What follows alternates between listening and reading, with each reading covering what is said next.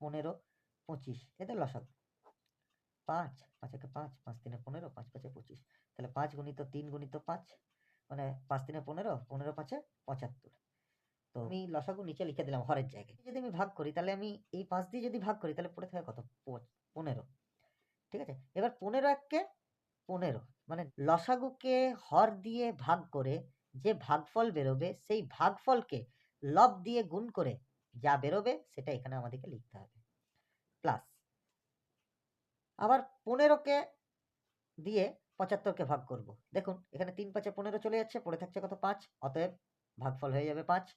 5কে 2 দিয়ে গুণ করলে হবে 10, যুক্ত 5 5 25, 25 আছে এখানে, 5 5 25 চলে গেল, অতএব পড়ে রইল 3, তাহলে 3 4 12।